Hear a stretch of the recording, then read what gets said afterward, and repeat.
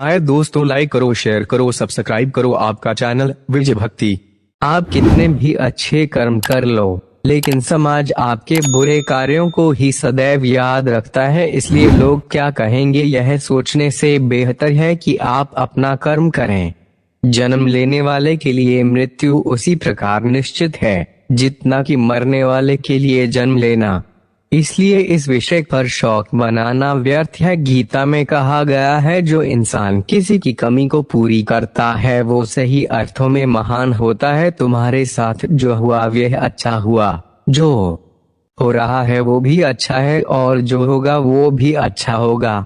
गीता के अनुसार जिंदगी में हम कितने सही हैं और कितने गलत हैं यह केवल दो लोग जानते हैं, एक परमात्मा और दूसरी हमारी अंतरात्मा। जीवन का आनंद ना तो भूतकाल में है और ना भविष्य काल में, बल्कि जीवन तो बस वर्तमान को जीने में है। जब तक शरीर है तब तक कमजोरियां तो रहेगी ही, इसलिए कमजोरियों की चिंता छोड़ो और जो सही कर्म है उस पर अपना ध्यान लगाओ।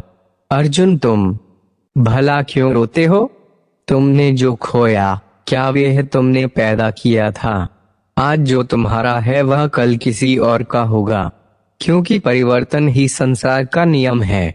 किसी का अच्छा ना कर सको तो बुरा भी मत करना, क्योंकि दुनिया कमजोर है लेकिन दुनिया बनाने वाला नहीं। यदि कोई व्यक्ति विश्वास के साथ इच्छित वस्तु को लेकर नित्य चिंतन करता है तो वह जो चाहे वह बन सकता है। सच्चा धर्म यह है कि जिन बातों को इंसान अपने लिए अच्छा नहीं समझता उन्हें दूसरों के लिए भी प्रयोग न करें। कोई भी व्यक्ति अपने विश्वास से बनता है, वह जैसा विश्वास करता है उसी अनुरूप बन जाता है। मन अशांत है और उसे नियंत्रित करना कठिन है, लेकिन अभ्यास से इसे वश में किया जा सकता है।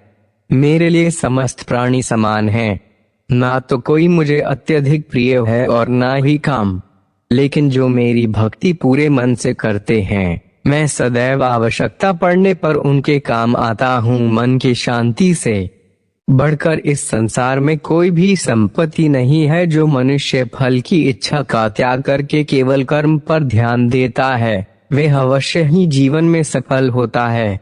कोई भी इंसान जन्म से नहीं बल्कि अपने कर्मों से महान बनता है। अपना, पराया, छोटा, बड़ा इत्यादि को भूलकर यह जानो कि यह सब तुम्हारा है और तुम प्रति एक ही हो। बिना फल की कामना ही सच्चा कर्म है। ईश्वर चरण में हो समर्पण वही केवल धर्म है। जो व्यक्ति क्रोध करता है उसके मन में भ्रम पैदा होता है, जिससे उसका बौद्धिक तर्क नष्ट हो जाता है, और तभी व्यक्ति श्री कृष्ण कहते हैं कि हे अर्जुन, कर्म करना तुम्हारा अधिकार है परंतु फल की इच्छा करना तुम्हारा अधिकार नहीं है। कर्म करो और फल की इच्छा मत करो, अर्थात फल की इच्छा किए बिना कर्म करो, क्योंकि फल देना मेरा काम है। श्री कृष्ण कहते हैं कि हे अर्जुन, साधु और संत पुरुषों की रक्षा के लिए, दुष्कर्मियों के विनाश के लिए और धर्म की स्थापना हेतु मैं युगों युगों से धरती पर जन्म लेता आया हूँ। महाभारत के युद्ध के समय जब अर्जुन के सामने उनके सगे संबंधी और गुरुजन खड़े होते हैं तो अर्जुन दुखी होकर श्री कृष्ण से कहते हैं कि अपने महान गुरुओं को मारकर जीने से तो अच्छा है कि भीख मांगकर जीवन जी लिया जाए। भले ही वे लालचवश बुराई का साथ दे रहे हैं, लेकिन वो है तो मेरे गुरुवार ही। उनका वध करके अगर मैं कुछ हासिल भी कर लूंगा तो वह सब उनके रक्त से ही सना होगा। अर्जुन कहते हैं कि मुझे तो यह भी नहीं पता कि क्या उचित है और क्या नहीं। हम उनसे जीतना चाहते हैं या उनके द्वारा जीते जाना चाहते हैं? धृतराष्ट्र के पुत्रों को मारकर हम कभी जीना नहीं चाहेंगे, फिर भी वे सब युद्ध भूमि में हमारे सामने खड़े हैं। अर्जुन श्री कृष्ण से कहते हैं कि मैं अपनी कृपण दुर्बलता के कारण अपना धैर्य खोने लगा हूँ, मैं अपने कर्तव्यों को भूल रहा हूँ। अब आप भी मुझे उचित बताएं जो मेरे लिए श्रेष्ठ हो। अब मैं आपका शिष्य हूँ और आपकी शरण में आया हुआ हूँ, कृपया मुझे उपदेश दीजिए। अर्जुन कहते हैं कि मेरे प्राण और इंद्रियों को सूखा देने वाले इस शौक से निकलने का मुझे कोई साधन नहीं दिख रहा है। स्वर्ग पर जैसे देवताओं का वास है, ठीक वैसे ही धन संपदा से संपन्न धरती का राजपाट प्राप्त करके भी मैं इस शौक से मुक्ति नहीं पा सकूंगा। श्री कृष्ण कहते हैं कि हे अर्जुन, सफलता और असफलता की आसक्ति को त्याग कर संपूर्ण भाव से संभाव होकर अपने कर्म को करो, यही समता की भावना योग कहलाती है। श्री कृष्ण अर्जुन से कहते हैं कि हे पार्थ, अपनी बुद्धि, योग और चैतन्य द्वारा निंदनीय कर्मों से दूर रहो और संभाव से भगवान की शरण को प्राप्त हो जाओ। जो व्यक्ति अपने सकर्मों के फल भोगने के अभिलाषी होते हैं वे कृपण,